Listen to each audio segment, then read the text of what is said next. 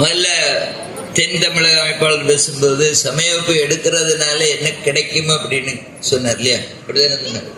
சமயப்பு எடுக்கிறதுனால உங்களுக்கு ஏதாவது யாராவது சம்பளம் கொடுக்குறாங்களா? யாருக்கெல்லாம் சம்பளம் கிடைக்குது? நான் சமயப்பு எடுக்கிறேன், எனக்கு சம்பளம் கொடுத்துட்டு இருக்காங்கன்னு சொல்லி யாருக்குமே கிடைக்கலையா? எப்படியா? ஆனா உங்களுக்கு எல்லாம் சம்பளம் கிடைக்குது. கொஞ்சம் ஆலோசனை பண்ணி பாருங்க, சம்பளம் கிடைக்குதா இல்லையான்னு. கிடைக்குதா? யாரு கொடுக்குறா? யாரு கொடுக்குறா? பகவான் கொடுக்கிறார். கொடுக்கிறாரா இல்லையா? பகவான் தெளிவாக சொல்லி இருக்கிறார். கீதையில சொல்றார், நான் தான் தாதாவாக இருக்கிறேன், வினைப்பயனை கொடுப்பவன் நான் சொல்றார். அப்போ நாம செய்யக்கூடிய வேலைகளுக்கு எல்லாம் கண்டிப்பாக பலன் உண்டு. நல்லது செய்தா நல்லது, தீயது செய்தா. நீங்க இப்ப சமயம் நடத்துறா நல்லதா கெட்டதா? நல்லது. அப்ப நல்லது செய்தா பகவான் என்ன பலன் தருவார்? நல்லவன் தருவார், தர மாட்டாரா? அப்போ இப்போ பலர் இருக்காங்க, வேலை பார்த்து மாசந்தோறும் சம்பளம் 1 லட்சம், அவரு என்ன சொன்னாரு 2 லட்சம், இப்படி எல்லாம் சம்பளம் வாங்குறாங்க. இந்த சம்பளத்தை எல்லாம் வாங்கி என்ன பண்ணுவாங்க? என்ன பண்ணுவாங்க? என்னமா இல்ல, நீங்க வாங்குற சம்பளத்துல என்ன பண்ணுவீங்க? செலவு பண்ணுவோம், மீதி வந்தா பேங்க்ல போடுவீங்க. சரி, சம்பளத்தை வாங்குறீங்க, மீதி வந்தா பேங்க்ல போடுறீங்க. யாராவது போகும்போது கொண்டு போற யாராவது இருக்கீங்களா? இல்ல யாராவது கொண்டு போறத பாத்திருக்கீங்களா? பாத்திருக்கீங்களா? பகல் இல்லையா?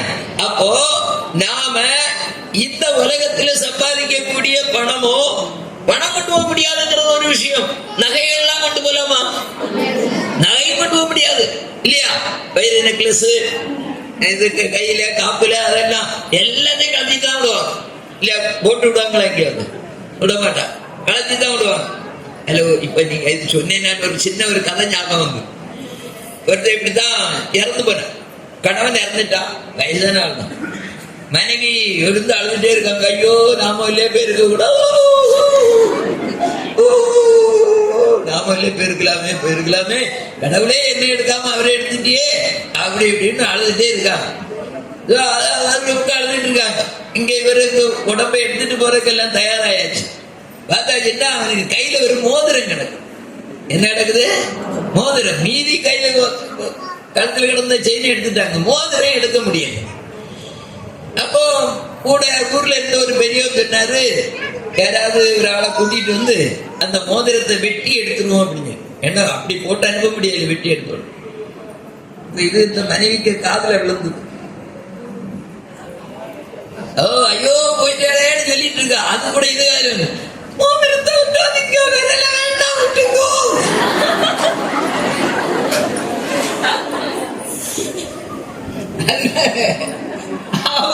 கொண்டு போக முடியாது. இல்ல வீடு, அழகான வீடு கட்டிருக்கு, அது கொண்டு போமா? நல்ல கார், அது கொண்டு போக முடியுமா? இல்ல நெருங்கின சொந்தக்காரங்க 2 பேரை சுனகி கூட்டிட்டு போவீங்களா? முடியுமா? அப்ப இது ஒண்ணும் வர. ஆனா நீங்க சமயம் எடுத்தீங்கன்னா அந்த புண்ணியம் நீங்க கொண்டு போக முடியுமா? முடியாதா? முடியும். வேண்டாம், இங்க வச்சுட்டு போறேன்னாலும் அது கூட தான். மற்றதெல்லாம் இந்த உலகத்துல நாம சம்பாதிக்கக்கூடியதெல்லாம் நாம கொண்டு போகணும்னு நினைச்சாலும் கொண்டு போக முடியாது. ஆனா நம்ம சமயப்படுத்துறதன் மூலமாக வரக்கூடிய புண்ணியம் நாம இங்க விட்டுட்டு போகணும்னு நினைச்சாலும் விட்டுட்டு போக முடியாது.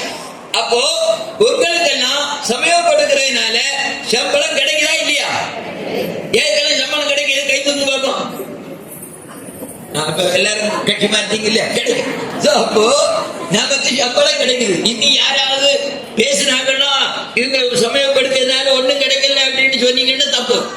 சமயப்படுத்துறவங்க மற்ற தொழிற்சாலையில அல்லது பள்ளிக்கூடத்துல அல்லது மற்ற அலுவலகங்கள்ல வேலை செய்யறவங்க வாங்குற சம்பளத்தை விட பயனுள்ளதாக நம்ம கூடவே கொண்டு போகக்கூடிய சம்பளம். ஏன் நம்ம கூட கொண்டு போகக்கூடிய சம்பளம்? மற்றதெல்லாம் யாரு கூட, யாருக்காக கிடைக்குது? யாருக்கு கிடைக்குது? யாரு கிடைக்குது? யாருக்கு பயன்படுத்த முடியும்? உடம்பு தான் பயன்படுத்த முடியும். அது நமக்கு ஆத்மாவுக்கு பயன் கிடையாது. ஆனா சமயோப்பு பணி மட்டும்தான் யாருக்கு பயன்படுத்தும்? ஆத்மாவுக்கு பயன்படுத்தும். அப்ப உண்மையிலேயே அதிக சம்பளம் வாங்குறது யாரு? வெளியில வேலை செய்யறவங்க எல்லாம் யாருக்கு வேண்டி சம்பளம் வாங்குறாங்க? உடம்புக்காக. உடம்பு முக்கியமா ஆத்மா முக்கியமா? ஆத்மா தானே முக்கியம். அப்ப எங்க வேலை செய்யறதுதான் நல்லது. அதனால எந்த பணி இருந்தாலும் நாம நம்முடைய சமய வகுப்பு பணியை விடக்கூடாது. சமய ஆசிரியராக நான் போறேன் அப்படின்னு சொல்லியாச்சுன்னா எனக்கு ஒரு இடத்துலயும் வேலை ஒண்ணும் இல்ல, கல்யாண வீடு இல்ல, பிறந்தநாள் வீடு இல்ல, வீடு பாதுகாப்பு இல்ல, ஒரு நிகழ்ச்சி என் சொந்தத்துல ஒருத்தருக்கும் ஒண்ணும் இல்ல. அதனால நேரம் போகல, டிவியில சீரியலும் இல்ல, அதனால சமய வகுப்பு போறேன் அப்படியா பண்ணும் இல்ல. எந்த வேலை இருந்தாலும் முக்கியமானது சமய வகுப்பு. அந்த உணர்வு நமக்கு ஒவ்வொருத்தருக்கும் இருக்கணும். நமக்கு மட்டும் இருந்தா போதாது, என்ன பண்ணணும்? நம்மை சார்ந்தவர்களுக்கும் வர வைக்கணும். இப்ப மாற்று மருத்துவர்கள் எல்லாம் நம்மை அங்க மதத்துக்கு இழுக்கிறாங்க, கூப்பிடுறாங்க அப்படின்னா அதுக்கு ஒரு காரணம் இருக்கு. அதை நாம தெரிஞ்சுக்கணும். உங்களை யாராவது கூப்பிட்டு இருக்காங்களா எங்க சர்ச்சுக்கு வாருங்கன்னு சொல்லி? யாரும் எல்லாம் சர்ச்சுக்கு வாங்கன்னு கூப்பிட்டு இருக்காங்க? கை தூங்க பார்ப்போம். நல்ல கை தூங்க, பயப்படாதீங்க. லாஸ்ட்ல உங்களை எல்லாம் யாரும் கூப்பிட்டது இல்லையா? ஏன் பயப்படுறாங்களா? சமயத்தை நடத்திட்டு இருக்கா, போய் கூப்பிட்டாச்சுன்னா நீங்க சமயத்தை கூப்பிடுவீங்க, அதுக்கு பேர் உங்களை கூப்பிடுது. அதான் அப்போ உங்களை கண்டா பயம் இருக்கு. சமயம் ஆசிரியை கண்டா பயம் இருக்கதான் செய்யணும். யாராவது இப்ப இந்த தடவை சென்னையில இப்ப போன மாசம் ஒரு நிகழ்ச்சி நடந்தது. அங்க நான் போயிருந்தேன். அங்க பேசும்போது சொன்னேன், இந்து மதத்துல ஜாதி இருக்கா இல்லையா? ஜாதி இருக்கா இல்லையா? இருக்கா இல்லையா? கொஞ்சம் இருக்குங்க, இல்லைன்னு சொல்லாங்க. சரி, தேர்தல் வச்சிருவோம், யாரு ஜெயிக்கிறா பார்ப்போம். இருக்கு இந்த மதத்துல ஜாதி இருக்குங்கிறதெல்லாம் கை தூக்கு பார்ப்போம்.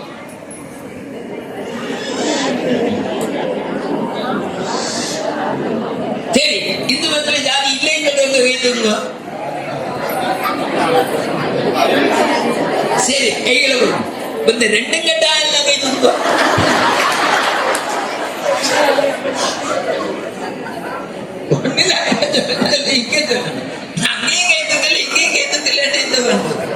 அப்போ இந்து மதத்துல ஜாதி எங்கேயுமே சொல்லப்படவில்லை. நல்லா ஞாபகம் வச்சு. யாராவது இங்க அப்படி சொன்னா நம்ம ஒத்துக்க கூடாது. இந்து மதத்துல வர்ணம் சொல்லப்பட்டிருக்கிறது, அதுவும் பிறப்பினாலே இல்லை. இந்து மதத்துல ஜாதி பிறப்பினால சொல்லல. இந்து மதத்துல தீண்டாமை சொல்லி இருக்கா? இல்ல. அப்ப இந்து மதத்துல ஜாதி சொல்லப்படவில்லை, தீண்டாமை சொல்லப்படவில்லை. அது இந்து மத விஷயங்கள் இல்லை. சமுதாயத்துல எப்படியே வந்துட்டு அதுக்கு இந்து மதம் பொறுப்பு கிடையாது. இந்து மதம் எந்த சாஸ்திரத்திலையும் சொல்லல. அதனால யாராவது இனிமேல் உங்க மதத்துல ஜாதி வேறுபாடு இருக்கு, ஏற்றத்தாழ்வு இருக்குன்னு சொன்னா என்ன பண்றீங்க? நான் இப்படிதான் கேட்டேன், என்ன பண்ணுவீங்க? உங்களை மாதிரி தான் மற்றவங்களும் பேசாம இருந்தாங்க. மேடையில் இருக்க ஒரு சாமி சொன்னார், அறிவாளை எடுக்க வேண்டியதுதான். நான் சொன்ன, சாமியை நாம எல்லாம் இப்படி பேசக்கூடாது, நாம எல்லாம் ரொம்ப அஹிம்சாவாதிகள், நாம அடுத்தவங்களுக்கு தொந்தரவே பண்ண மாட்டோம். ஆனா பாரதியார துணைக்கு கூப்பிடுவேன் சொல்லி பாரதியார் சொல்லி இருக்கார், பாதகம் செய்பவரை கண்டால்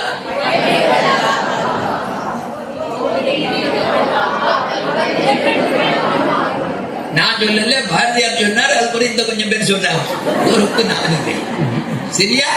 அதனால யாரு என்ன சொன்னாலும், எந்த மதத்தை இழிவாக பேசினால் நாம அப்படிதானே? இல்ல. சரி, அந்த விதத்துல நீங்க எல்லாம் ரொம்ப தைரியசாலிகள், ஜாம்சினாணி போன்றவங்க அப்படின்னா நான் நம்புறேன். நம்பலாமாங்கள? நம்பலாம். அதே நேரத்தில் நம்முடைய தேர்வுக்குழு ஆணையர் கொஞ்சம் உங்களை பற்றி கொஞ்சம் இதா சொல்லி போட்டாங்க. எனக்கு அதான் கொஞ்சம் வருத்தம். நான் தான் சொன்னேன் என்ன விஷயம்னா, கண்காணிப்பாளர் எல்லாம் செய்தி இல்லைன்னு சொல்லி. ஆனா இப்ப இந்த பத்திரிகைகள் பார்த்தீங்கன்னா செய்தி. நான் இப்ப உங்கள்கிட்ட இன்னொரு கேள்வி கேட்கிறேன். உலகத்துல அல்ல நம்முடைய தமிழ்நாட்டுல அல்ல பாரதத்துல எங்கேயாவது வச்சுக்கோங்க, உலகத்துல என்ன மொத்தம் எடுத்து பெரிய தவறுகள் செய்வோம், மாபாவிகள் எத்தனை சதவீதம் பேர் இருப்பாங்க? கெட்டவன் எத்தனை சதவீதம்? 90%. 90%. பின்ன 2%, 49%. நாம 49-50% ஏன் சொல்றோம் அப்படின்னா, நம்முடைய பத்திரிகைகள்ல வரக்கூடிய செய்திகள் பூரா அதே மாதிரி வரும். பத்திரிகை ஏஜென்ட் என்ன தெரியும்? தெரியுமா? அவங்களுக்கு எங்க தொடர்புன்னா எல்லாருக்கும் காவல் நிலையத்தோட தொடர்பு இருக்கு. நான் பொய் சொல்லல. நீங்க வேணா ஏதாவது பத்திரிகை நிருபர்கள் இருந்தாங்கன்னா கேட்டு பாருங்க, உங்களுக்கு தெரிஞ்சவங்க இருந்தாங்கன்னா. அவங்களுக்கு காவல் நிலையத்துல ஒரு குற்றம் பதிவாச்சுன்னா உடனே அவங்க அங்க இருந்து யாருக்கு சொல்லுவாங்க, உடனே இதை எடுத்து பத்திரிகையில போடுவாங்க. அப்ப நாம படிக்கும் போது என்ன தெரியுது? ஓ, எல்லாரும் ஏன்னா நல்ல விஷயம் ஒன்றும் போட மாட்டான். இதுதான் அதிகம். ஏன்னா அவங்களுக்கு அது தொடர்பு இருக்கு. உலகத்துல எல்லாரும் கெட்டு போனாங்கன்னு நினைப்பாங்க. அதே மாதிரி தான் கண்காணிப்பாளரா போறதுல ஏதோ 300 இடத்துல தேர்வு நடக்குது. அதுல இன்னொரு 2 இடத்துலதான் இதே கண்காணி தேர்வுக்குழு ஆணையத்துக்கு இப்படி அவ்வளவுதானே வருது. அப்போ எல்லாரும் இல்ல, 100ல ஒரு 2%. 300 இடத்துல 1-2 இடத்துல நடக்குது. 100க்கு 2% வச்சுக்கோம் வருது. ஆனால் சமய வகுப்புல அந்த 2% இல்ல, 1% வரலாமா? 0.001% வரலாமா? வரக்கூடாது. அதுக்கு நாம ஏற்பாடு பண்ணணுமா வேண்டாமா? செய்வீங்க தானே? கண்காணிப்பாளரா போற ஒருத்தர் நீங்க சொல்லுவீங்க தானே? நீங்க எடுத்து கொடுப்பீங்களா புத்தகம்? ஒரு பிள்ளைகிட்ட கேட்டாச்சு, ஒரு அமைப்பாளர்கிட்ட கேட்கறேன். இப்ப எல்லாம் ஒரு 25 வருஷத்துக்கு அவருக்கு என் புத்தகம் எடுத்து வச்சு எழுதிட்டு இருக்க, நீங்க பார்த்துட்டு சும்மா இருக்கீங்க. அது சாமி, அந்த புஸ்தகம் பிடிச்சு அவனை காப்பின்னு சொல்லி நம்ம அவனை தடுத்தோன்னா மதம் மாறி போயிடுவான். மதம் மாறி போயிடுவான். இன்னொரு அமைப்பாளர்கிட்ட கேட்டேன், ஏன் இப்படி காப்பி அடிக்க விட்டீங்கன்னு. நம்ம பிள்ளைகள் பாராட்டி போட்டுமே, நம்ம பிள்ளைகள் பாஸ் ஆகலைன்னா தகுதியோட பாஸ் ஆகணும். அதனால அந்த உணர்வு நமக்கு வேணும். அடுத்து நமக்கு இப்போ ஒரு சிறப்பான நிகழ்ச்சி நடக்க இருக்கிறது. என்ன நிகழ்ச்சி அப்படின்னா, நம்முடைய உயர்நிலையில 2ஆம் தாளுக்கான ஒரு புஸ்தகம் ஒரு 2-3 மாசமா இல்லையா? என்ன நிலை? ராமகிருஷ்ணனை பற்றிய புத்தகம். சுவாமி முக்கியமா சொன்னது, நீங்க தேர்வுக்காக மட்டும் படிக்காதீங்க, வாழ்க்கைக்காக படிங்க சொல்றாங்க.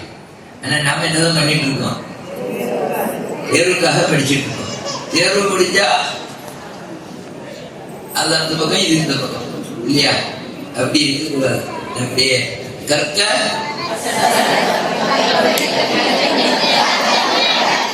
இப்ப படிச்சா மட்டும் போறாது, அதன்படி வாழணும். அப்போ முதல்ல நீங்க எல்லாரும் சொல்லுமா, என்ன சொன்னீங்க? அன்னையார் தொடர்ந்து செய்த விஷயம் என்னன்னு முதல்ல சொன்னீங்க? நாம ஜபம். அது எல்லாருக்கும் தெரியும் தானே? ஆனா நீங்க நாம ஜபம் தொடர்ந்து செய்றீங்களா? கூடாது பாப்பா. யாரெல்லாம் நான் குறைந்தது தினசரி எந்த இஷ்ட மந்திரத்தை 108 தடவையாவது ஜபம் பண்றேன் அப்படின்னு கையில் கூடாது பாப்பா. எத்தனை பேர் இருக்கீங்க? கைகளை போடுங்க. அதனால இத்தனை பேர் தான் ஒரு 25% தான் கை தூக்கிருக்காங்க. 75% கை தூக்கல. நமக்குன்னு ஒரு நாமத்தை எடுத்துக்கணும். நாம ரொம்ப முக்கியம். நமக்குன்னு ஒரு நாமம் எடுத்துக்கணும். நமக்குன்னு ஒரு இஷ்ட தெய்வ வடிவம் எடுத்துக்கணும். நம்ம இந்த மதத்துல மொத்தம் எத்தனை சாமி உண்டு? ஒரே சாமி தானே? சிவபெருமான் சாமி தானே? சாமி இல்லையா? விஷ்ணு, முருகன், பிள்ளையாரு, சஸ்தா, தேவி, சரஸ்வதி, லட்சுமி, பண்டாரமான பூஜாரி சாமி சாமி தானே? சொல்ல போன வாத எல்லாம் சாமி தான். அப்ப ஒண்ணு சொல்றீங்க ஒன்றுதானா? அப்ப ஏதாவது உண்மையான சாமி, எந்த சாமி இப்படி எல்லாம் ஆயிருக்கு?